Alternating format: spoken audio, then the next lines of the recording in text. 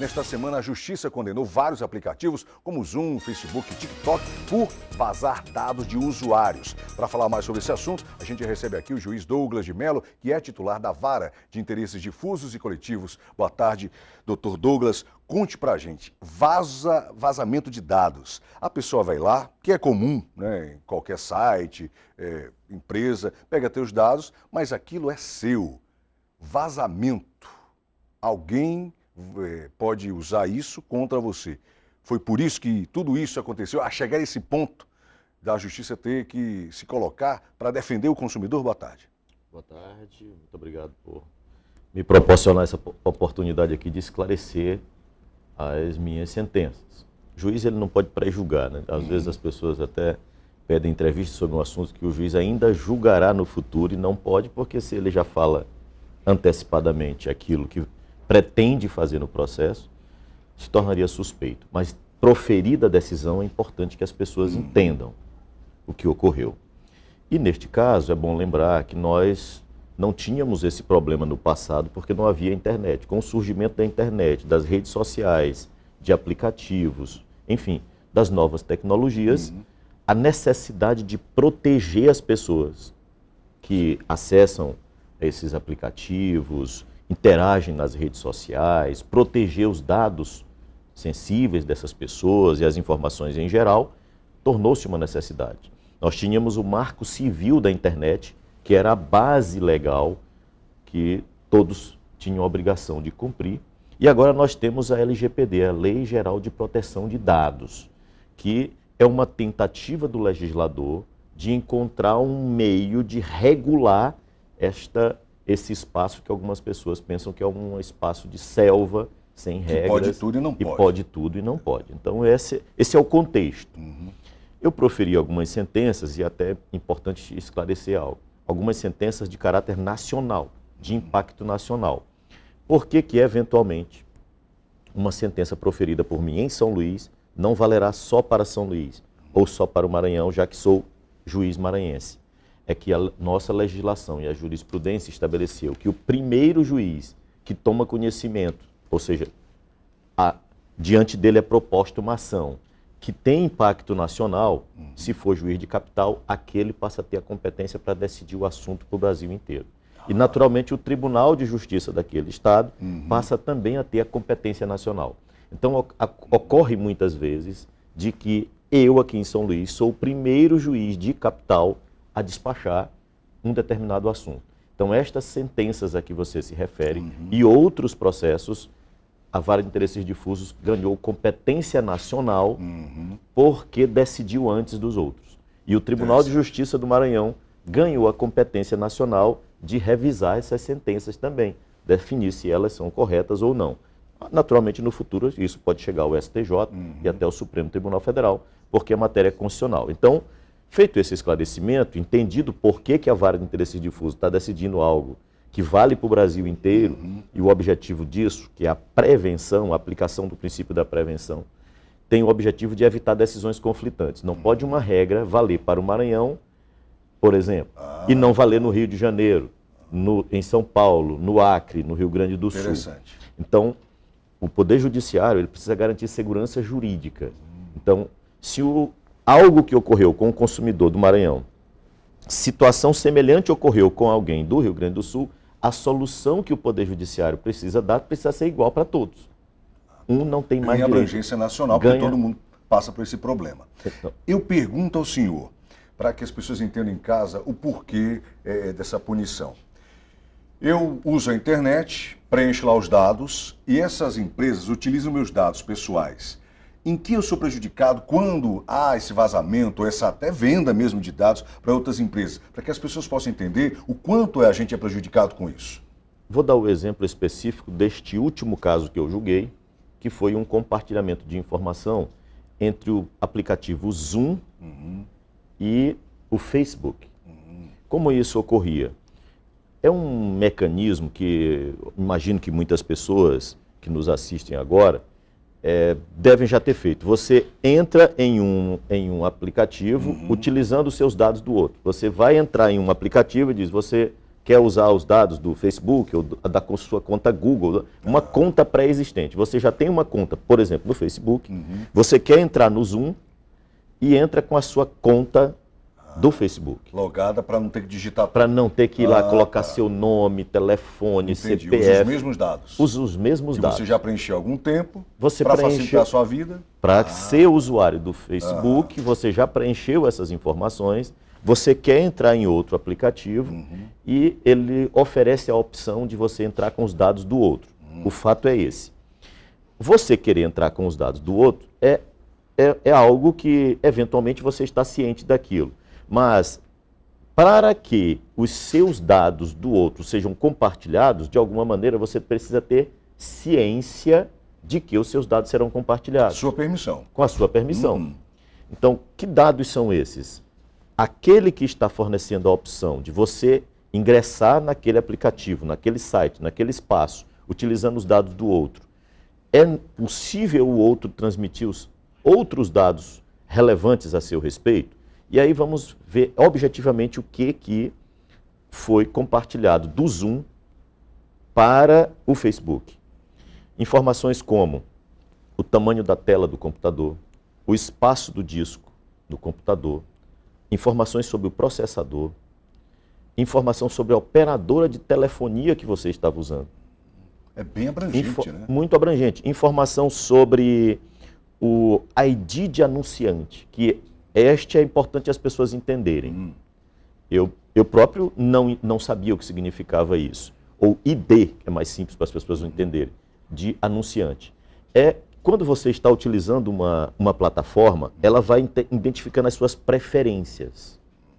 Então, o público dessa empresa. O público dessa empresa. Então, você está olhando ali, por exemplo, você está olhando uma rede social qualquer e você gosta mais de ver imagens de animais, de árvores, de plantas, alguma coisa assim, ele mostra mais para você já aquilo. Ou seja, aquilo tem a ver com o seu ID de anunciante. E acontece mesmo, né? Acontece. É aquela história que algumas pessoas até dão um exemplo. Você está falando em comprar uma lavadora de roupa. Aí, de repente, começa a aparecer propaganda para você, oferta para você comprar aquilo. É o que se chama de ID de anunciante. Aquele espaço em que você interage, sabe quais são as preferências, as suas necessidades, as suas vontades. E, ao saber disso, ele compartilha com alguém, se ele fornece para alguém, ele está oferecendo algo importantíssimo, porque facilita até as vendas de uma determinada empresa, por exemplo. Alguém saber se você está precisando de uma máquina de lavar, de um ferro de engomar, de alguma coisa desse gênero, ou se você gosta mais de roupas de esportes, tudo esportivas, isso... e alguém começa a anunciar para você, querer vender para você. Isso é o ID de anunciante. Então, essas informações, elas são todas relevantes. E o motivo da condenação não é que, objetivamente, essas informações até não possam ser fornecidas por você voluntariamente para uma empresa, para que ela lhe forneça já o que você deseja. Mas isso precisa ser uma opção sua. Isso não pode ser... dizer, eu quero. Eu quero... E não simplesmente ser jogado às cobras e todo mundo te invadir, digamos assim. Em primeiro lugar, é preciso que você saiba o que está sendo compartilhado. Em segundo lugar, você precisa consentir aquele compartilhamento. Então, são essas duas questões principais. Foi esse o motivo da condenação, que foi uma condenação de 20 e poucos milhões de reais de dano moral, que é importante as pessoas entendam. O dano moral, ele tem essa função também inibitória, para que as empresas, de um modo geral, que atuam na internet, nas redes sociais, de um modo geral, saibam que no Brasil não é terra sem leis, em que as pessoas possam fazer o que bem entendem. Precisam cumprir as regras. E no caso no Brasil nós temos antes, como eu disse, era o Marco Civil da internet, agora a LGPD, a Lei Geral de Proteção de Dados, que precisam ser garantidos. As pessoas precisam ter os seus dados. O direito à privacidade e à intimidade e à vida privada está garantido em nossa Constituição Federal. É direito fundamental. E a legislação abaixo da Constituição está aqui para materializar esse direito fundamental devidamente previsto em nossa Constituição. E a maneira de fazê-lo é por uma legislação que adeque o funcionamento das redes sociais e a atuação das empresas na internet. No caso, a regra que nós temos é a Lei Geral de Proteção de Dados, e o Poder Judiciário, naturalmente, naqueles casos de violação, tome as providências que sejam permitidos. Aqui é bom entender que o Poder Judiciário não atuou de ofício. Não é que o Judiciário sai por aí procurando uma violação da lei para atuar. Neste caso, foi proposta uma ação civil pública, alegando este vazamento de dados. As empresas até se defenderam e apresentaram justificativas. O Facebook alega que quem deveria ter informado aos usuários do Zoom de que seus dados estavam fornecidos era o Zoom, e não ele, Facebook. Essa necessidade da informação incumbiria, segundo o ponto de vista do Facebook, ao Zoom. E o Zoom, no processo, se defende, dizendo que, logo que percebeu que os dados do Zoom, dos usuários dele, estavam sendo captados pelo Facebook, suspendeu imediatamente aquilo. De qualquer forma, restou a violação pelo ato passado. Eu até aproveito para esclarecer as pessoas que as empresas informaram no processo que não fazem mais esse compartilhamento sem o consentimento das pessoas. Então, quem vai entrar hoje, quem vai utilizar essas plataformas hoje, essas regras já não passarão por isso. A condenação é por um fato do passado, ocorrido no passado, lá em 2020. A pergunta é, foi condenado em 20 milhões. Esse dinheiro vai exatamente para quem? O pessoal pensa, mas 20 milhões, eles vão pagar para quem? É o Fundo Estadual de Direitos Difusos. É um fundo que fica vinculado, a gestão administrativa dele é vinculada à Secretaria de Direitos Humanos do Estado do Maranhão, mas não é a secretaria só que faz a definição da destinação desse recurso. A definição é feita por um comitê que integra esse comitê o Ministério Público, entidades além da Secretaria de Direitos Humanos, o Ministério Público e entidades da sociedade civil que são eleitas para participar desse comitê. Mas é bom que as pessoas entendam, e há também uma condenação no dano individual, no valor de R$500 para cada um dos usuários que tiveram os seus dados indevidamente compartilhados. Mas isso para quem entrou com a ação, está na ação, ou para todos os usuários? Para todos os usuários. Mas, por exemplo, eu não denunciei, nem sabia disso, eu também posso receber? Sim, toda pessoa. Mas como? Vamos por parte. Em primeiro lugar, é importante esclarecer que essa é uma sentença de primeiro grau. Eu sou o juiz de primeiro grau. Algumas pessoas até brincam com isso e utilizam alguns termos pejorativos. É um juiz de piso, né? Que está lá no começo na base do Poder Judiciário. É o juiz de piso, é o juiz do começo, é o juiz de início. É o primeiro que decide. Mas esse assunto será objeto de recurso, será submetido ao Tribunal de Justiça do Maranhão. Pode ser que demore 1 ano, 2, algum tempo para ser julgado. Depois isso sobe ao Superior Tribunal de Justiça em Brasília. Mais 1 ano, 2, 3 ou mais. E por fim, ao Supremo Tribunal Federal, porque, como eu disse, temos matéria constitucional. Então, um assunto como esse pode demorar 10 anos. Então, não é para as pessoas já começarem a gastar os R$500 por conta. Por conta, né? É bom esclarecer isso. Sim. Essa sentença passará por várias instâncias do Poder Judiciário. Segundo, consideremos que ela passou por todas essas instâncias e seja confirmado. Daqui a 5, 10 anos, se confirme que ela está valendo. Correto? Não foi reformada pelos tribunais. Aí sim, neste momento, nós precisamos ver as pessoas que eram usuários lá em 2020 e que naquele momento acessaram a plataforma, basta provar esse fato único. Olha, eu era usuário do Zoom em 2020. Me senti lesado. Me senti lesado e vai a um juizado apenas para oficializar e provar que estava na condição de usuário naquela época e os seus dados foram. Não vai mais se discutir se o vazamento da informação foi uma violação a direito ou não. Essa parte já estará decidida pelo Poder Judiciário em uma ação coletiva valendo para o Brasil inteiro e para todas as pessoas. Entendi. Milhões de pessoas. Mas, para que você tenha direito, não basta dizer, olha, eu quero o direito. Não, sim, mas você era usuário do Zoom, cadê o seu... Tem que provar. Tem que provar que era usuário naquela data em que a violação ocorreu. Aí eu lhe pergunto, se todo esse processo demorar 10 anos, esses R$ 500 que valem hoje, daqui a 10 anos deve valer menos. Vai ter reajuste? Com reajuste, os valores são entendi. reajustados. Entendi. Para fechar esse assunto, tem um outro assunto muito interessante também que eu não posso perder a oportunidade de perguntar ao senhor. Por enquanto foi Zoom, Facebook e TikTok. Será que tem outras redes também? Ou a partir dessa informação, desse caso que aconteceu, as outras redes sociais, a internet de forma geral, vai também se precaver para não levar multa, não ser punida? Porque a gente ficou com medo até, puxa, se eles fizeram isso, outras também podem fazer. Existem outras redes menores, ou menos famosas, ou tão famosas quanto, inclusive do mesmo dono. E eu lhe pergunto, o senhor acha que então, a partir desse momento, essas empresas vão ter bem mais cuidado e respeito com o usuário para não cometer essa falha? Não tenha dúvida de que processos coletivos como esse e com condenações vultosas como essas, ela cumpre uma finalidade de inibir que isso ocorra. Então, de alguma forma, a probabilidade de que esses vazamentos de dados se repitam diminuiu muito.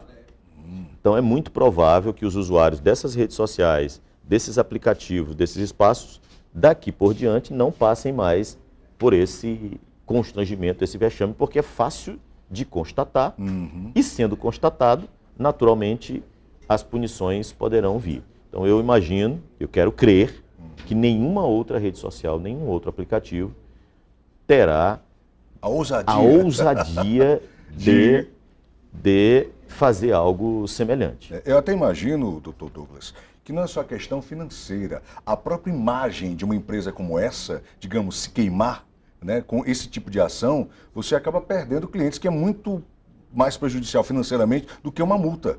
Né? Ah, rede social, não acessa essa, bora procurar outra, porque essa daí vaza meus dados, acaba, né, meio que me roubando e tal. Então, para eles também é muito mais importante do que pagar uma multa, a questão da imagem da empresa. E que não são empresas, pelo que eu vejo aqui, nacionais, né? É de cunho internacional. Tem um peso. Isso pesa muito, a imagem da empresa é muito importante. E é bom lembrar que não é só aqui no Brasil que isso ocorre, esses questionamentos a essas empresas, a essas instituições. O TikTok, por exemplo, celebrou um acordo nos Estados Unidos relativamente ao assunto. Na Europa também, algumas dessas empresas já tiveram que celebrar acordos e pagaram multas elevadas. Nos Estados Unidos, o que não tinha era no Brasil. Mas agora... Um divisor de águas, então. É um divisor de águas. É a primeira vez que ocorre no Brasil. Fatos como esse, é bom deixar claro. Essas empresas, essas grandes empresas, estão, de alguma forma, já acostumadas a serem tratadas com rigor nos Estados Unidos e na Europa. E, naturalmente, até tomam mais cuidados quando estão atuando nesses países. No Brasil, de um modo geral, parece que há uma preocupação menor, porque as multas são menores. É um fato interessante, eu não sei se você tem conhecimento, mas alguns fatos que ocorrem, de danos que ocorrem no Brasil, às vezes os lesados preferem acionar a justiça de outro país do que aqui. Por conta do valor. Por conta dos valores das indenizações. Um fato interessante que ocorreu, naquele episódio de Minas Gerais, que atingiu algumas empresas gigantescas daquela região do episódio de Brumadinho. Sim. As pessoas foram acionar as empresas em Londres. Meu Deus. Várias pessoas. Por conta de valores. Têm ações propostas no Brasil, mas tem muitas delas que foram propostas em Londres. Porque, pelo fato ocorrido em Minas Gerais. Minas Gerais. Eu no nem Brasil. sabia que podia. Pode, essas empresas têm sede Tá em Londres. Pela sede, algumas delas por lá, também seria uma alternativa. Optaram por acionar essas empresas lá na Inglaterra. Então, é necessário que também, de alguma maneira, nós tenhamos balizas para que as pessoas entendam que tanto faz violar o direito de alguém na Europa, nos Estados Unidos ou no Brasil, as consequências serão também grandes e, de alguma forma, que nós não sejamos espaços para experimentos sobre se as pessoas vão aceitar determinadas violações de direitos. Aqui está evoluindo, como eu disse, evoluindo até do ponto de vista legislativo. Nós tivemos a evolução da legislação, com o Marco Civil da Internet, depois passamos a ter a LGPD, ou seja, o legislador atuou. Agora o Judiciário está atuando. Pronto. Para mudar de assunto, que isso daqui também é bem interessante, a Justiça deu prazo de 2 anos para que a Prefeitura aqui da capital acabe com o transporte de carroça, que utiliza tração animal. Esta é uma decisão também da Vara de Interesses Difusos. Eu sempre debati no rádio e televisão, já vou completar 30 anos dentro da comunicação, eu acho um verdadeiro absurdo, principalmente o pós-uso do animal. A gente vê animais espalhados pelas ruas, castigados, não serviu, já era. E a gente vê em outros estados, aqui mesmo do Brasil, por exemplo, lá em São Paulo, você vai no mercado municipal de São Paulo, as pessoas, são homens que carregam as carroças, claro, um pouco menor, menos peso, enfim. Mas que finalmente também vai ser um outro divisor de águas essa medida. Porque, minha gente, é um absurdo. Se você trouxer alguém da Europa, de outros países, e quando você passa numa rua da capital de um estado brasileiro, como é São Luís, às vezes atrapalha o trânsito. Eu já vi carroças no meio da ponte do São Francisco. Atrapalha o trânsito, é um castigo para esses animais, passam fome, apanham. E finalmente isso veio acontecer, e que bom. E eu lhe pergunto, por que o prazo de 2 anos e como é que chegou a esse ponto também de acabar com essa barbaridade? Primeiro, é bom lembrar também que se trata de uma ação civil pública proposta pelo Ministério Público com esta finalidade. O Ministério Público Estadual inicialmente fez um inquérito civil, discutiu esse assunto, apurou esse assunto e propôs essa ação civil pública na Vara de Interesses Difusos e Coletivos, questionando exatamente esses aspectos. O impacto no trânsito, o impacto no sofrimento dos animais, as violações dos direitos dos animais, os atropelamentos que ocorrem muitas vezes destas carroças, desses animais, acidentes que ocorrem e o sofrimento a que estão submetidos esses animais. Então, proposta essa ação civil pública, nós iniciamos, fizemos audiências públicas, convidamos também para esse processo a Defensoria Pública para atuar em defesa dos carroceiros, porque eles são também pessoas vulneráveis, pessoas pobres. Sim, tem esse outro lado, né? Tem esse outro lado. Você está defendendo o animal, mas também a questão do trabalho dessas pessoas que vivem disso. Exatamente. Então, quando essa ação foi proposta pelo Ministério Público, eu entendi que deveria chamar a Defensoria Pública para atuar na condição de que chama de custos vulneráveis. É um termo que, para simplificar, para usar uma linguagem simples, é alguém que vem ao processo para defender alguém que é vulnerável, e os carroceiros são pessoas vulneráveis do ponto de vista econômico e social.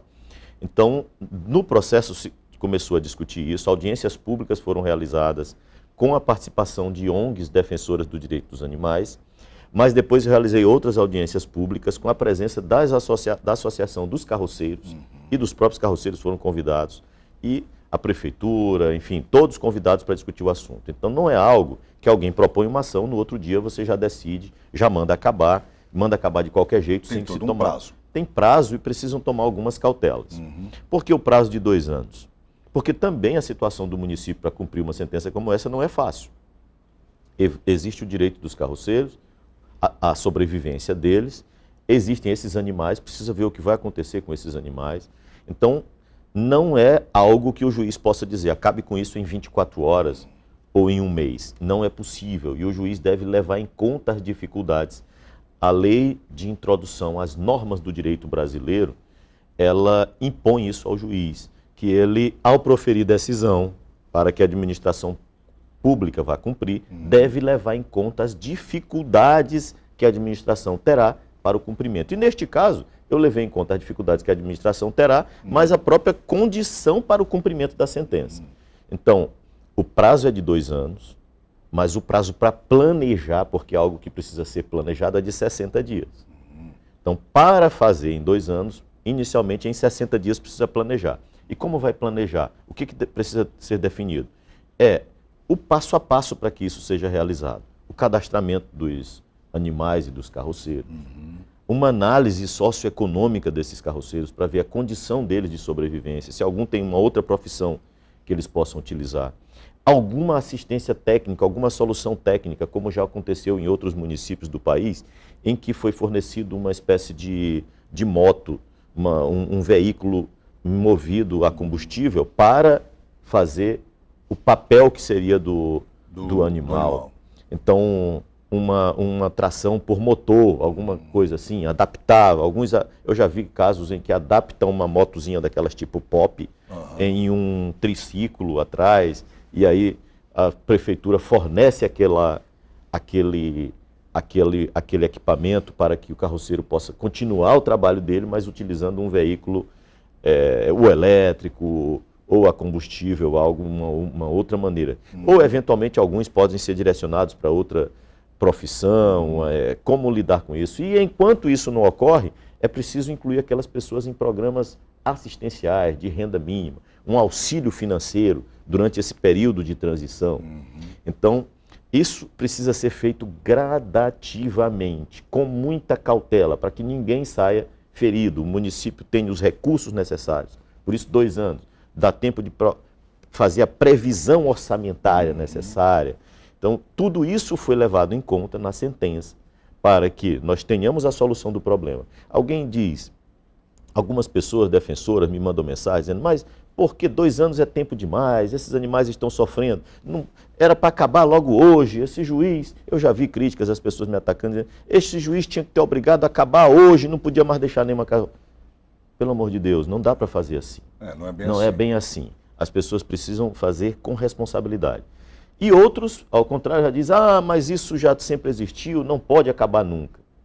Não existe isso de que algo, porque existiu durante um tempo, não possa acabar um dia. Então, o sofrimento desses animais, as mudanças de profissão. Existem profissões que elas, em função das próprias tecnologias, elas mudam. Eu lembro bem, quando eu era adolescente, uma das coisas, uns requisitos para a gente ter uma qualidade de vida e empregabilidade para poder conseguir um emprego, tinha que fazer um curso de datilografia.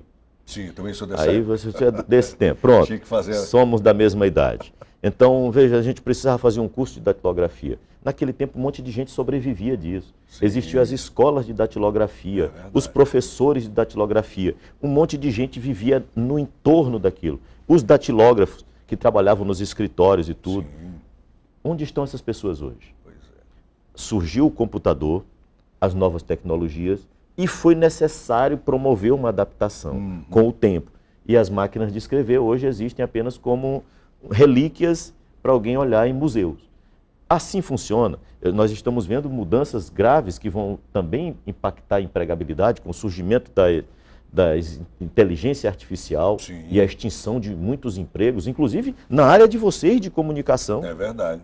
Surgimento das redes sociais. Quantos jornalistas não ficaram desempregados? Os jornais quebrando, vocês perceberam isso? Sim, não existe mais impresso, né? Não existe mais jornal impresso. Olha a quantidade de pessoas que viviam do jornal impresso. As pessoas que trabalhavam em regimes de turno nos jornais. Sim, nas gráficas. Nas gráficas e tudo, para imprimir jornais. Esses empregos desapareceram com as novas tecnologias. E agora o perigo que é, olha o perigo que está surgindo. Com o ChatGPT, inteligência artificial, estão produzindo agora. Parte dos jornalistas conseguiram continuar empregados porque ainda produziam os conteúdos para serem publicados nas redes. Agora tem o ChatGPT aí para produzir até os textos para serem publicados. Então, todas as profissões estão sendo atingidas. Claro que a nossa profissão de magistrados, daqui a algum tempo, o presidente do Supremo já encomendou da OpenAI, da Microsoft também, e do Google, que desenvolvam inteligência artificial que auxiliem os juízes na produção das sentenças. Olha a gravidade disso. Hoje nós precisamos de estagiários, assessores, pessoas que nos auxiliam, técnicos judiciários, analistas judiciários, uma série de pessoas que ajudam o juiz a proferir sentença. Até o Poder Judiciário, caro amigo, será atingido pelas novas tecnologias. Claro que a maneira como governos precisam lidar com isso é que é diferente. Na hora que afeta jornalistas, vocês não foram incluídos em programas de renda mínima. Por quê? São pessoas de nível superior, conseguem, uns viraram blogueiros, outros viraram youtubers, outros viraram, e foram se adaptando a essa nova realidade. No caso de carroceiros, a situação é diferente de jornalista. A situação é diferente de analistas judiciários. A situação é diferente dos empresários que eram proprietários de jornais, de gráficas. é diferente da situação das pessoas que eram donos de escolas de datilografia. Os donos de escola de datilografia, perdão, pelo engasgo aqui, muitos deles montaram lan houses. Sim. Foram se virar com outras coisas e foram se adaptar, né? Para sobreviver. A eles não foi fornecido programas de renda mínima. Mas eu penso que no caso de carroceiros é diferente. A situação dos carroceiros, com uma formação muito inferior, são pessoas, algumas até analfabetas, a situação Sim. de vulnerabilidade só sabem fazer deles, aquilo, né? só sabem fazer aquilo. Então, no caso deles, diferente das pessoas que trabalhavam nas gráficas nos jornais, diferente do dono de escola de datilografia, diferente dos analistas judiciários que não vão mais ter o concurso público, muitos deles, para concorrer, no caso do carroceiro, há que se proporcionar um auxílio econômico e formação para que essa transição ocorra sem que eles tenham um sofrimento maior do que eles já têm pela própria vida em uma situação de vulnerabilidade social. Então foi por esse motivo que algumas pessoas me criticam dizendo que 2 anos é pouco tempo. Quer dizer... Que é muito tempo. Que é tempo demais. Uns queriam que fosse 24 horas, era para botar amanhã, colocar nas ruas amanhã. Mas aí seria um ato irresponsável, né, doutor? Absolutamente. Você iria resolver o problema do animal e deixaria famílias com fome. Com fome, exatamente. Então, e os próprios animais sofreriam. Quem iria cuidar desses animais? Pois é. Se o carroceiro não ia poder utilizar. Então as pessoas, me perdoem as que estão me criticando, dizendo que era para acabar amanhã, isso, não se pode ver mais na avenida uma carroça. Calma, gente, por favor, é preciso fazer as coisas com responsabilidade e com cuidado. Existem pessoas que serão afetadas por isso. É verdade. São carroceiros, pessoas em vulnerabilidade social. E é por esse motivo que o prazo foi concedido de 2 anos. Eu admito que eu achei crucial o senhor pensar nisso, porque não é fazer por fazer, é fazer com responsabilidade. Uma situação que eu acho que nem décadas, centenas de anos, não é de hoje que existe carroceiro, mudar em 24 horas. Isso não existe. Não dá para simplesmente resolver um problema e criar outro, né? Talvez até os 2 anos sejam poucos. Olha, eu queria aproveitar... Lá na frente dá para se notar se vai ser preciso prorrogar ou não, né? Eu queria até aproveitar aqui e até quebrar um protocolo da entrevista, peço licença a você, para fazer um elogio a você, ao programa Balanço Geral. Obrigado. E à TV Cidade por promoverem um debate. Você não foi só uma entrevista aqui, eu acho que nós fizemos uma grande reflexão aqui. Sem dúvida. No espaço. Vocês estão todos de parabéns, tá?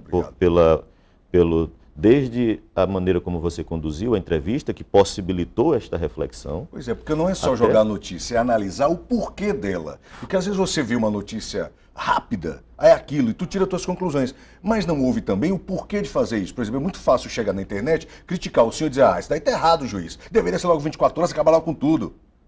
Mas não sabe o outro lado, o porquê do prazo, o porquê de se importar com quem vai ficar sem comida, sem pagar as suas coisas. Os animais também, vai ficar o quê? Simplesmente largar e acabar? Para onde vão parar? Por isso que eu faço esse elogio. Obrigado. Porque você não noticiou só um fato, você me possibilitou ajudar as pessoas que nos assistem a entender o que aconteceu. E talvez até aquela pessoa que me criticou nas redes sociais. Agora já mude de opinião. Talvez até mude de opinião. A pessoa que veja lá, olha, tem um motivo para ter que esperar 2 anos. Tem um motivo para esperar 2 anos. Tem consequência, alguém vai sofrer com aquilo.